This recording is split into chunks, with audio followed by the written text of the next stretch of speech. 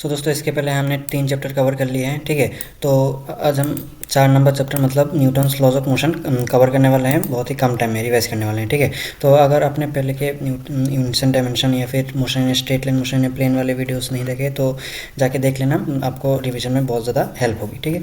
और मैं एक बार बता दूँ, इसमें डिटेल्स नहीं पढ़ाया गया। इसको अगर आपने पहले इन चैप्टर्स को अच्छे से पढ़ा है तभी आपको ये काम आने वाला है, ठीक है, क्योंकि ये रिविजन बेस्ड वीडियोज़ है, ठीक है। कम्प्लीट चैप्टर ये नहीं है। तो चलिए स्टार्ट करते हैं। पहले आता है कि इनर्शिया। ये आपने मोशन इन प्लेन में भी देखा है, मोशन इन स्ट्रेट लाइन में भी देखा है। मतलब जो एक रेजिस्टिव प्रॉपर्टी है, मतलब एक ऑब्जेक्ट मोशन में चल रहा है उसको मोशन में रखने की टेंडेंसी, या फिर एक ऑब्जेक्ट रेस्ट में है उसको रेस्ट में रखने की टेंडेंसी जो है उसे हम इनर्शिया कहते हैं, ठीक है। इनर्शिया 3 तरह का होता है। एक आता है आपका इनर्शिया ऑफ रेस्ट जो मैंने बताया, इनर्शिया ऑफ मोशन ये भी मैंने बताया अभी, और एक तीसरा टाइप का आता है एक इनर्शिया ऑफ डायरेक्शन, मतलब डायरेक्शन चेंज करने, जिस डायरेक्शन में है उसी डायरेक्शन में रहने की टेंडेंसी, उसे कहते हैं हम इनर्शिया ऑफ डायरेक्शन, ठीक है। ये बेसिक से चीज़ें हैं। नेक्स्ट आता है Newton's laws. A body continues its state of, अभी वो इनर्शिया का कॉन्सेप्ट ही है। A body continues its state of rest और motion until and unless an external force is acted on it. एक ऑब्जेक्ट मोशन में चल रहा है, उस पर जब तक एक अपोजिंग फोर्स एक्ट नहीं करेगा तब तक ये मोशन में चलता ही रहेगा, ठीक है। नेक्स्ट आता है Newton second law. The rate of change of moment, linear momentum of a body is directly proportional to the external force applied on the body in the direction of force, ठीक है। ये बस एक मतलब बोला गया है कि मतलब rate of change of linear momentum, मतलब लिनियर मोमेंटम चेंज होने का जो रेट है, ठीक है, वो आपका फोर्स के प्रोपोर्शनल होने वाला है, ठीक है। F equal to M A, इस फॉर्मूले से हम मतलब इस लॉ से हम डिराइव कर सकते हैं। नेक्स्ट आता है हम न्यूटन्स के थर्ड लॉ। थर्ड लॉ अपने बचपन से पढ़ा होगा, एवरीबॉडी मतलब to an every action there is an equal and opposite reaction. तो अगर आपने एक वॉल को पुश किया एफ फोर्स के साथ, ठीक है, तो वॉल भी आपको सेम फोर्स के साथ पुश कर रहा है और इन अपोजिट डायरेक्शन, तो कह सकते हैं आप माइनस एफ फोर्स के साथ आपको पुश कर रहा है वॉल, ठीक है। Action and reaction, action different bodies are not on the same body, ठीक है। Action opposing reaction are of same time और डिफरेंट डायरेक्शन, ठीक है।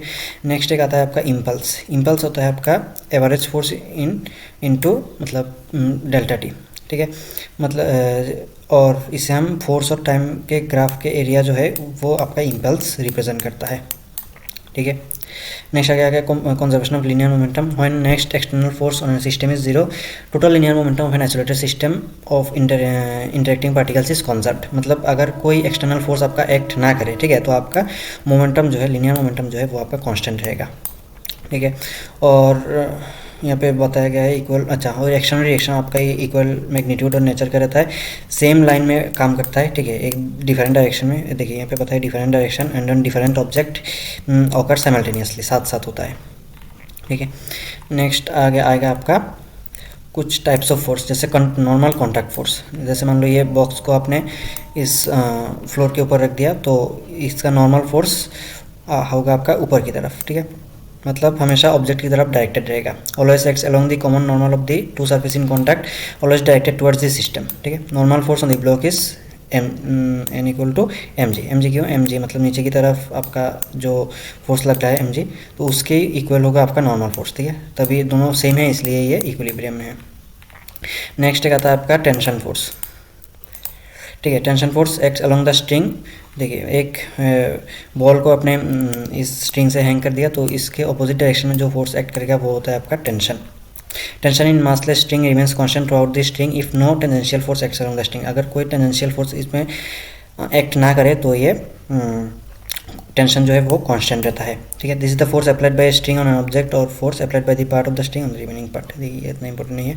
नेक्स्ट आता है आपका एक फ्रिक्शनल फोर्स। फ्रिक्शनल फोर्स आपको पता है, आप फ्रिक्शनल फोर्स की वजह से आप गाड़ी को चला पाते हैं, ठीक है, क्योंकि ये फिर खुद चल पाते हैं, क्योंकि आपका जो पैर है वो इस डायरेक्शन में मूव कर रहा है, मतलब मोशन में है, तो फ्रिक्शन फोर्स आपको पीछे की तरफ खींचा है, तो तभी जाके आपका एक मतलब कांस्टेंट जगह पे आपका पैर रहता है। Next the force which opposes the relative motion to contact forces is friction, ठीक है। इसका डेफिनेशन आप देख लेना। The friction forces depends on upon the nature of the surfaces, ठीक है। अगर स्मूथ सर्फेस है तो फ्रिक्शन कम रहेगा और रफ सर्फेस है तो फ्रिक्शन ज़्यादा रहेगा। नेक्स्ट आता है आपका इनर्शियल फ्रेम में ये एक्सटर्नल फोर्स और सीओ फोर्स जो है वो एम ए के, ये इतना इंपॉर्टेंट नहीं है, एम ए के बराबर होने वाला है। Next motion of A car on level road by friction only. देखिए अगर एक कार्व्ड रोड पे है, ठीक है, तो उसका मैक्सिमम स्पीड जिसके साथ कार चल सकता है वो है लेस और equal to root over of mu into R G. R मतलब रेडियस ऑफ दी, ये मान लो आपका एक रोड है तो इसका जो रेडियस है वो जी हो गया आपका ग्रेविटेशनल कांस्टेंट और ये हो गया आपका कोफिशिएंट ऑफ फ्रिक्शन, ठीक है। Motion of A car on banked road, banked road मतलब थोड़ा मतलब एक जो एंगल बना था एक, ठीक है, ऐसे रोड में। तो इसमें भी आपको फॉर्मूला रट्टा मारना होगा, ठीक है। उतना फॉर्मूला सीख लोगे तो आपको आसानी से न्यूमेरिकल बन जाएगा। देखिए V equal to root over of R G tan theta, V max equal to R G into mu into 1 plus tan theta by 1 minus mu into tan theta.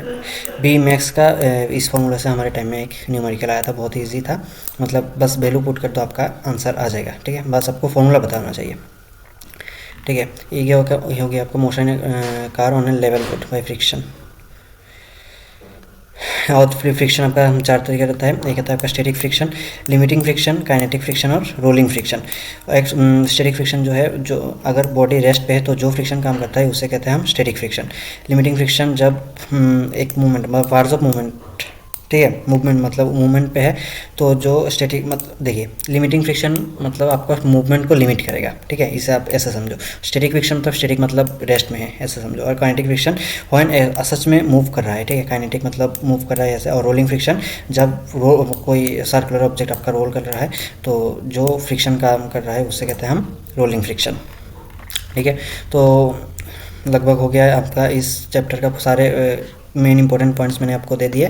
तो वीडियो को अच्छा लगे तो लाइक कर देना, चैनल को subscribe कर देना, क्योंकि नेक्स्ट सारे चैप्टर्स के ऐसे एक रिवीजन वीडियो आने वाला है। और अपने दोस्तों के साथ भी शेयर कर देना, ठीक है। तो मिलते हैं किसी एक नए वीडियो में, देखने के लिए आपका बहुत बहुत धन्यवाद। पढ़ते रहिए, थैंक यू।